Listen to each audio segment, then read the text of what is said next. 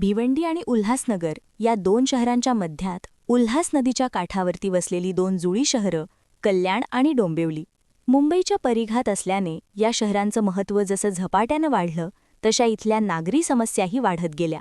एकीकडे MMRDAच्या माध्यमातून होत असलेली पायाभूत सुविधांची उभारणी आणि दुसरीकडं जुन्या शहरांप्रमाणेच नव्या वसाहतींमध्ये मूलभूत सुविधांची झालेली वाताहत असं एकदम विपरीत चित्र इथं दिसतं। कल्याण डोंबिवली महानगरपालिकेमध्ये जवळपास 25 वर्ष शिवसेनेची सत्ता राहिलीय। भाजपही या सत्तेमध्ये भागीदार होता, पण या दोन्ही शहरांच्या स्थितीमध्ये फारसा फरक पडला नाही। त्यामुळे येत्या महापालिका निवडणुकीमध्ये या ठिकाणी काय स्थिती असेल हे पाहणं महत्त्वाचं ठरणार आहे। त्यासाठी कल्याण डोंबिवलीचा चेहरा आधी कसा होता, तिथल्या कोणत्या समस्या आणि विकासाचे मुद्दे चर्चेत आहेत, भाजप आणि शिंदेसेनेमध्ये पदाधिकाऱ्यांच्या फोडाफोडीमुळे राज्यभर गाजलेल्या इथल्या राजकारणाची समीकरणं काय असू शकतील, सगळ्या प्रश्नांची उत्तरं या व्हिडिओतून जाणून घेऊयात। राजकारणात वैर हा शब्द कधी असू शकत नाही आणि राजकारणामध्ये मित्रत्व कधी होईल हे सांगता येत नाही। त्यामुळे इतर गोष्टींचा विचार न करता जनतेचं हित फार महत्त्वाचे आहे। भाजपचे प्रदेशाध्यक्ष रवींद्र चव्हाण शुक्रवारी 12 डिसेंबरला नागपुरात पत्रकारांशी बोलत होते। महापालिकांची निवडणूक महायुती म्हणून लढवण्याचा निर्णय वरिष्ठ नेत्यांनी घेतलाय असं सांगणाऱ्या चव्हाणांनी त्याआधी गुरुवारी रात्री उपमुख्यमंत्री एकनाथ शिंदे यांच्या निवासस्थानी जाऊन या संदर्भात चर्चासुद्धा केली। आता हे सगळे इथं सांगायचं कारण म्हणजे गेल्या काही दिवसांपासून भाजप आणि शिंदे सेनेमध्ये एकमेकांचे पदाधिकारी खेचण्याचे जे प्रकार सुरू होते त्याची सुरुवात याच कल्याण डोंबिवलीतून झाली होती। भाजपाचे डोंबिवलीचे आमदार असलेल्या रवींद्र चव्हाण यांनीच शिंदे सेनेचे युवा नेते अनमोल वामन महात्रे आणि त्यांची पत्नी अश्विनी महात्रे यांना भाजपामध्ये प्रवेश दिला होता। अनमोल हे शिंदे सेनेचे दिवंगत नेते वामन महात्रे यांचे पुत्र। यांच्यासोबत शिंदे सेनेच्या शेकडो कार्यकर्त्यांनी कमळ हातात घेतलं आणि भाजप शिंदे सेनेमध्ये वादाची ठिणगी पडली। हा वाद चिघळत आधी मुख्यमंत्री देवेंद्र फडणवीस आणि पुढं थेट अमित शहांपर्यंत गेला। त्यानंतर दोन्हीकडून सबुरीचा पवित्रा घेतला गेला। या पार्श्वभूमीवरती रवींद्र चव्हाण यांनी बुधवारी रात्री दिल्लीमध्ये अमित शहांची भेट घेतली आणि गुरुवारी नागपुरात येऊन ते एकनाथ शिंदेंना भेटले। त्यानंतर महापालिका निवडणुका महायुती म्हणून लढवण्याचा निर्णय त्यांनी जाहीर केला। याचा अर्थ कल्याण डोंबिवली या शिंदेंच्या गडामध्ये सुरुंग लावणाऱ्या चव्हाणांना दिल्लीच्या संदेशानंतर शिंदेंशी चर्चा करून हा निर्णय जाहीर करावा लागला।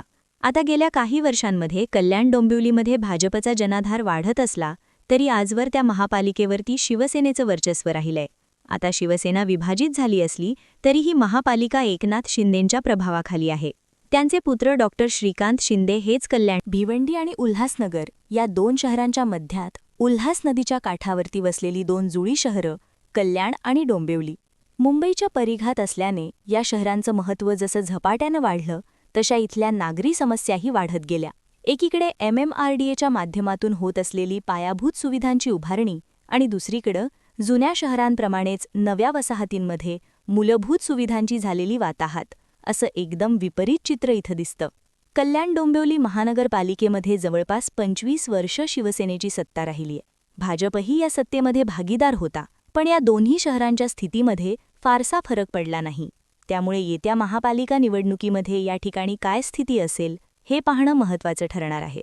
त्यासाठी कल्याण डोंबिवलीचा चेहरा आधी कसा होता, तिथल्या कोणत्या समस्या आणि विकासाचे मुद्दे चर्चेत आहेत, भाजप आणि शिंदे सेनेमध्ये पदाधिकाऱ्यांच्या फोडाफोडीमुळे राज्यभर गाजलेल्या इथल्या राजकारणाची समीकरणं काय असू शकतील, सगळ्या प्रश्नांची उत्तरं या व्हिडिओतून जाणून घेऊयात। राजकारणात वैर हा शब्द कधी असू शकत नाही आणि राजकारणामध्ये मित्रत्व कधी होईल हे सांगता येत नाही। त्यामुळे इतर गोष्टींचा विचार न करता जनतेचं हित फार महत्त्वाचे आहे। भाजपचे प्रदेशाध्यक्ष रवींद्र चव्हाण शुक्रवारी 12 डिसेंबरला नागपुरात पत्रकारांशी बोलत होते। महापालिकांची निवडणूक महायुती म्हणून लढवण्याचा निर्णय वरिष्ठ नेत्यांनी घेतलाय असं सांगणाऱ्या चव्हाणांनी त्याआधी गुरुवारी रात्री उपमुख्यमंत्री एकनाथ शिंदे यांच्या निवासस्थानी जाऊन या संदर्भात चर्चासुद्धा केली। आता हे सगळे इथं सांगायचं कारण म्हणजे गेल्या काही दिवसांपासून भाजप आणि शिंदे सेनेमध्ये एकमेकांचे पदाधिकारी खेचण्याचे जे प्रकार सुरू होते त्याची सुरुवात याच कल्याण डोंबिवलीतून झाली होती। भाजपाचे डोंबिवलीचे आमदार असलेल्या रवींद्र चव्हाण यांनीच शिंदे सेनेचे युवा नेते अनमोल वामन महात्रे आणि त्यांची पत्नी अश्विनी महात्रे यांना भाजपामध्ये प्रवेश दिला होता। अनमोल हे शिंदे सेनेचे दिवंगत नेते वामन महात्रे यांचे पुत्र। यांच्यासोबत शिंदे सेनेच्या शेकडो कार्यकर्त्यांनी कमळ हातात घेतलं आणि भाजप शिंदे सेनेमध्ये वादाची ठिणगी पडली। हा वाद चिघळत आधी मुख्यमंत्री देवेंद्र फडणवीस आणि पुढं थेट अमित शहांपर्यंत गेला. त्यानंतर दोन्हीकडून सबुरीचा पवित्रा घेतला गेला. या पार्श्वभूमीवरती रवींद्र चव्हाण यांनी बुधवारी रात्री दिल्लीमध्ये अमित शहांची भेट घेतली आणि गुरुवारी नागपुरात येऊन ते एकनाथ शिंदेंना भेटले. त्यानंतर महापालिका निवडणुका महायुती म्हणून लढवण्याचा निर्णय त्यांनी जाहीर केला. याचा अर्थ कल्याण डोंबिवली या शिंदेंच्या गडामध्ये सुरुंग लावणाऱ्या चव्हाणांना दिल्लीच्या संदेशानंतर शिंदेंशी चर्चा करून हा निर्णय जाहीर करावा लागला. आता गेल्या काही वर्षांमध्ये कल्याण डोंबिवलीमध्ये भाजपचा जनाधार वाढत असला तरी आजवर त्या महापालिकेवरती शिवसेनेचं वर्चस्व राहिलंय. आता शिवसेना विभाजित झाली असली तरीही महापालिका एकनाथ शिंदेंच्या प्रभावाखाली आहे. त्यांचे पुत्र डॉक्टर श्रीकांत शिंदे हेच कल्याणचे खासदार आहेत. या महापालिका क्षेत्रामध्ये येणाऱ्या कल्याण पश्चिम विधानसभा मतदारसंघामध्ये शिंदे सेनेचेच विश्वनाथ भोईर हे आमदार आहेत. कल्याण ग्रामीणमध्येही शिंदे सेनेचेच राजेश मोरे आमदार आहेत. कल्याण पूर्वमध्ये भाजपच्या सुलभा गायकवाड आणि डोंबिवलीमध्ये स्वतः रवींद्र चव्हाण आमदार आहेत. म्हणजे सध्याच्या घडीला इथं भाजप आणि शिंदे सेनेचं बळ समसमान असल्याचं दिसतं. म्हणूनच इथल्या पदाधिकाऱ्यांच्या फोडाफोडीचा मुद्दा दिल्लीपर्यंत गेला. आता भाजप शिंदे सेनेमध्ये समेट झाला असला तरी या महापालिकेची सत्ता दोन्ही पक्षांसाठी किती महत्त्वाची आहे हे यातून स्पष्ट होतं. त्यामुळं कल्याण डोंबिवलीमधल्या कालच्या, आजच्या आणि उद्याच्या राजकारणाचा अंदाज घेताना या महापालिकेचा इतिहास आणि भूगोल जाणून घेणं महत्त्वाचं ठरतं. कल्याण हे एकेकाळी व्यापार आणि पर्यटनाचं मोठं केंद्र होतं. असं सांगितलं जातं की पूर्वी इथल्या उल्हास नदीतून म्हणजेच कल्याणच्या खाडीतून पुढे वसईची खाडी आणि तिथून अरबी समुद्रामार्गे अगदी रोम आणि इजिप्तपर्यंत व्यापार चालायचा. सातवाहनांच्या काळात कल्याण एक महत्त्वाचं बंदर होतं. नंतर मुघल आणि मराठा साम्राज्याच्या काळामध्ये या शहराच्या भौगोलिक स्थानामुळे त्याला व्यापाराप्रमाणेच व्यूहात्मक दृष्टीनंही महत्त्व आलं. छत्रपती शिवाजी महाराजांनी स्वराज्याचं पहिलं आरमार याच कल्याणच्या खाडीलगत दुर्गाडी किल्ल्याजवळ उभारलं. मराठा साम्राज्याच्या सामर्थ्याची साक्ष देत हा दुर्गाडी किल्ला खाडीच्या किनारी अजूनही उभा आहे. काळाच्या ओघात कल्याणच्या खाडीशी ओळख काहीशी पुसट झालीये. इथं जलप्रदूषणसुद्धा वाढलंय. पण ही खाडी आजही स्थानिक मच्छीमारांसाठी उदरनिर्वाहाचं साधन आहे. खाडीच्या किनारी सुशोभीकरण आणि पर्यटन विकासाची काही कामं सुरू आहेत. कल्याण भिवंडी मार्गावरच्या दुर्गाडी खाडीवर नवा 6 पदरी पूलही बांधण्यात आला आहे. कल्याणचा शेजारचं डोंबिवली इतिहास काळात राजानं किंवा वतनदारानं वसवलेलं नगर नसलं तर या परिसरामध्ये वेगवेगळे समुदाय वास्तव्याला आले आणि त्यातून तिथे वसाहती तयार होत गेल्या. पाथरवटांच्या आळीला पाथर्ली, ठाकुरांच्या आळीला ठाकुर्ली आणि डोबांच्या आळीवरून डोंबिवली अशी नावं पडली.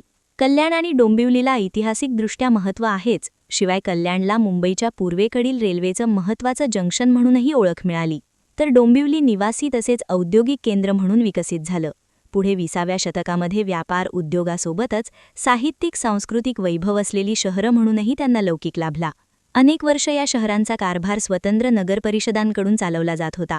पण वाढती लोकसंख्या आणि औद्योगिकरणामुळे अधिक सक्षम प्रशासकीय यंत्रणा उभारून पायाभूत सुविधांचा विकास करण्याची गरज निर्माण झाली. त्यामुळे 1 ऑक्टोबर 1983ला या दोन्ही शहरांसाठी मिळून कल्याण डोंबिवली महापालिका स्थापन करण्यात आली. कल्याण डोंबिवलीसह ठाकुर्ली, आंबिवली, टिटवाळा आणि विठ्ठलवाडी या लगतच्या गावांचा सुद्धा या महापालिकेमध्ये समावेश झाला. 2018च्या जनगणनेनुसार या महापालिका क्षेत्रातील लोकसंख्या 15,18,762 इतकी होती. गेल्या 14 वर्षांमध्ये झालेलं स्थलांतर आणि नागरीकरणाचा विचार केल्यास आता ती 20 लाखांवरती गेल्या असण्याची शक्यता आहे. या महापालिकेच्या 31 प्रभागांमध्ये मिळून एकूण 122 जागा आहेत. या क्षेत्रामध्ये मराठी मतदारांचं प्रमाण अधिक असलं तरी गुजराती, उत्तर भारतीय आणि इतर स्थलांतरितांची लोकसंख्यासुद्धा मोठ्या प्रमाणावरती वाढली आहे. त्यामुळे येथील राजकीय समीकरणंसुद्धा बदलतायत.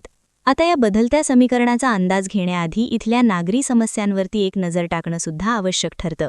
कल्याण डोंबिवली शहर अनेक जुन्या आणि नव्या नागरी समस्यांनी ग्रासलेलं आहे.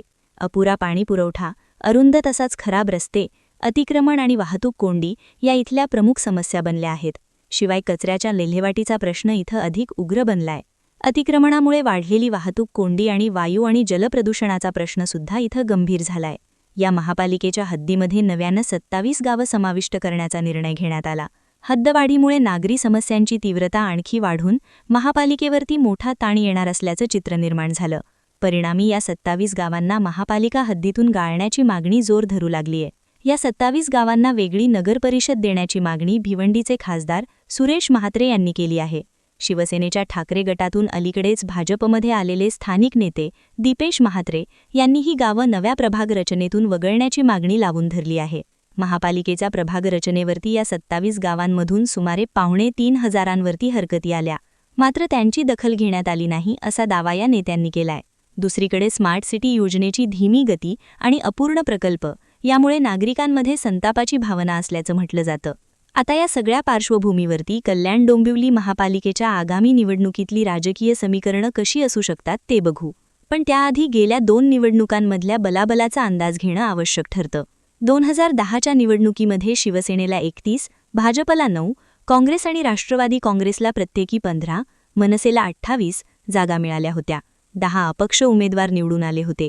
2015च्या निवडणुकीमध्ये प्रथमच स्वबळावरती लढलेल्या शिवसेनेनं अनपेक्षित अशी घडवत घेतली, पण 52 जागा मिळाल्यानं बहुमतापासून थोडं दूर राहावं लागलं होतं. भाजपनंही जोरदार लढत देताना 42 जागा जिंकल्या. 2010मध्ये 28 जागा जिंकणाऱ्या मनसेला मात्र कल्याण डोंबिवलीकरांनी नाकारलं होतं. या पक्षाला केवळ 9 जागा जिंकता आल्या होत्या. काँग्रेस राष्ट्रवादीचं तर इथे पाणीपत झालं. काँग्रेसला 4 तर राष्ट्रवादीला केवळ 2 जागा मिळाल्या होत्या. MIMने 4 जागा